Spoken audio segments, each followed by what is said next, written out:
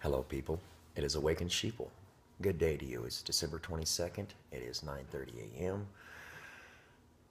I've been thinking on the dream I had last night, and I'm just going to go ahead and put it out here, and you guys can take it from there. But here it is. I was dreaming of a 21-note scale playing the wedding march, dun dun dun dun, and it was in the stars, and they were all flashing and blinking, and it looked just like sheet music. But there was 21 stars, and they were all blinking. That was last night, just right before midnight, because at midnight my phone started ringing. I woke up. Man, I am tired. I did not want to wake up, but I forced myself to wake up and reached over and answered the phone. And in some way, that was a test. I don't quite understand it, but it's just an impression. It was when he calls, are you going to wake up? Are you going to come? And oh, better believe it, yes. So, when I first woke up to Jesus Christ, when he first called to me, the singular most revelating experience or point in that experience was I was looking upon the end of the world, and there's some dude standing next to me, and he was in a gold and white robe and didn't say anything at first. And we're just standing there looking out this window, and there's something out there destroying the world. And when it noticed me, because at first, I was just like looking at it, and then I was like, wow, that thing is really busy. And that's when it looked at me and wanted to destroy me too. It started coming at me, and he put his hand on my left shoulder here and just said, pray. That was the only thing he said, and everything changed. Boom, done. And that thing was no longer interested in me, and I was no longer interested in it except to watch it do its thing. And it went back to doing its thing after it looked at me. So that was my first encounter with the Lord. And after that, I woke up and I was like, well, that was weird. What in the heck happened in that dream? And boy, that was strange. Going from absolute terror to nothing. And that's been upon my mind every single day since. Every single day since I think about this. So I went back to sleep. And in this one, it was a choice. Choose God or choose a possession in this world to help you, to rely upon, and what would you choose? So I made the wrong choice. And I learned from it, hey, make these choices and you're not going to make it. And I kept asking, like, what are you showing me? Is this what I'm going to do? Or is this what could I do? And he's showing me that these are all probabilities. These are all possibilities. And he's given me options. And he's given us all options. He's saying the same thing to you guys that he is me. Right after that, I woke up and I realized that God had just talked to me. I didn't tell him thank you. I didn't bow. I didn't praise Jesus. I wasn't all hallelujah or any of that. I didn't even know who he was. And that kind of shocked me too. So, I mean, when I woke up, I went into like an overdrive thing. Like, you're real, and I wasn't praying to you, and I wasn't telling you thank you, and I wasn't bowing. I mean, I was like, you got to give me another chance.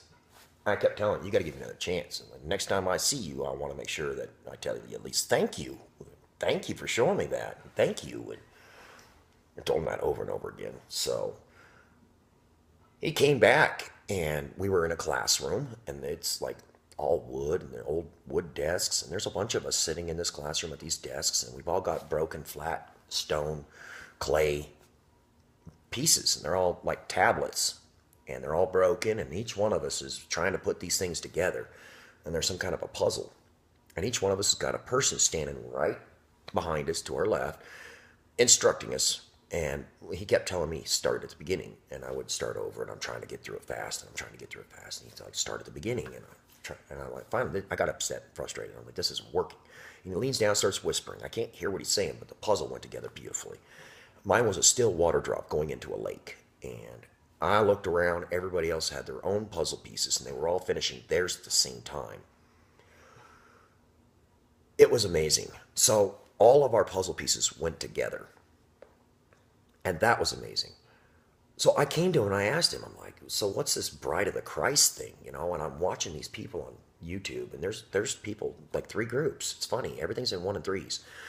There's three groups of people, you know. There's those that will not believe in the taking up, the catching up, the rapture. There's those that believe it's either pre, mid, or post. And there's those that just believe that it's going to happen at some point. So, there's three waves of them. This is what he's told me and showed me. It's pretty amazing. You don't have to worry. There's no pain. There's nothing to freak out about. I didn't see any light. It wasn't like that. In the last minute before I'm taken up, I'm speaking with a person, a woman in red, and she's begging me to stay, to stay, to stay. And I look at her and I said, "Lady, I do not know you." I turned, I knelt, and I started praying, and in the blink of an eye, I was gone. So, I was like, okay, so we're going to be transported somewhere, because that's what I saw. And I didn't quite understand. So I went back and I asked more and more and more and more and more. And I get pretty demanding. I'm like, I'm going to worship you. You're going to have to help me. So that's just the way it works. The more dedicated you get, the more he'll show and reveal to you. Or the more peace he'll give you. It just depends on what you need, because everybody's unique and different. And we're all at like different areas of our walk. And he's going to deliver what you need. You know, he's going to deliver what you need. Just have faith and believe, because that's the key right there.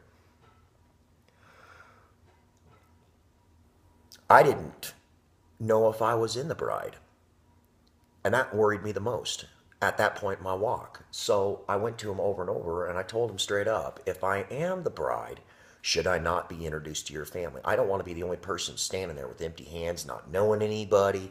I don't want to be some guest, and I don't want to be some beggar. I certainly don't want to be turned away. So, what's the truth? So I can make the decisions that I need to make. And he introduced me to John the Baptist. And John the Baptist taught me how to see the fire of God in people. The white holy fire. I mean, I've seen it. It's awesome. And it burns inside of each one of us. When you're reading the book and you're absorbing the word of God through other mediums, just prayer, it doesn't matter what, as long as you're thinking about him and talking to him more than anybody else, he's going to deliver that which you need. Just have belief in it. But I can tell you personally, I've seen this catching up, and he's going to do it. It'll be in like 3 waves. That's what he's shown me. You don't have to worry. We go up to a secret chamber where we wait and are trained, where we learn about, the mission, what we're going to do. And it all depends on like who you are and where you're at in your walk. Now, if you've been serving the Lord for, a load of years and you're just worn out, you don't want to do anything else except be around him, you'll get that opportunity and you'll stay there with him. And the rest of us are going to come back. There's a bunch of us, though, that are just eager to do the Lord's work. And we haven't been here for years and years and years and years. But in our own ways, we have been here years and years and years and years at the same time. And he has shown me that. I was like, man, I feel like I'm behind the curve and I got to catch up. I got to catch up. I got to catch up, because everybody else seems to have some other piece, and that's pretty cool. And he's like, no, you don't need to worry about that. I've been with you your whole life. I chose you since before the foundation of the earth, foundation of the world, for the creation. I knew you. You were destined for this. And I didn't understand. I'm like, well, if I knew you then, why didn't I follow you the whole time? And then he showed me in a dream, myself at like the age of like 3 or 4 years old. And he's in my dream that from that little young boy. That was the first one I ever remember having. After that, there was no other ones that I remember. But he says there's a lot of dreams. He prepares us, and you just don't remember your sealed instructions. But he showed me when I was that age myself, and I was like, oh, that's in 40 years. I don't need to worry about it right now. And he was like, yeah, but it's important, and you'll see it and recognize what it is when it comes time. So I was like, okay.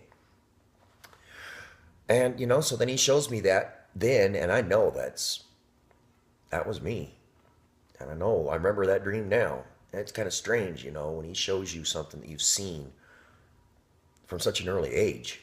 It's just weird. So, but it's absolutely real. It's 100% truth. It says truth in the Bible over and over and over again. When I woke up, I thought the book was a bunch of lies. Like, wow. Most of you people probably never met anybody like me. I'm a harder person to tolerate for most people. I've always said what was on my mind. And it doesn't conform to the worldly views, I'll tell you that. People start talking about how this is such a good thing, and I'm like, nah, it's not a good thing. It's an abomination. Well, it's okay to change these things. And I'm like, nah, you don't change nothing God did. And it says it in there. You start changing his ordinances, you start changing his laws, you know what's going to come after that. So get yourself ready to leave. I won't put date nor hour nor time to anything like that. But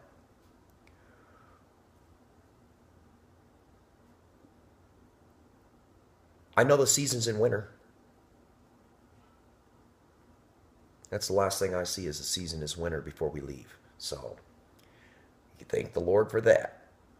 We'll be in winter. Oh, and winter started today. We're in the season is what I'm saying. I've seen the Christmas decorations, seen the Christmas lights, but I haven't seen anything beyond that. He doesn't show me anything beyond that. And that is what is really strange. So I'm like going after it, going after it, going after it, going after it, trying to figure out what's coming next. And all I keep hearing is the wedding march. So I'm ready to go home. Are you? Praise Jesus.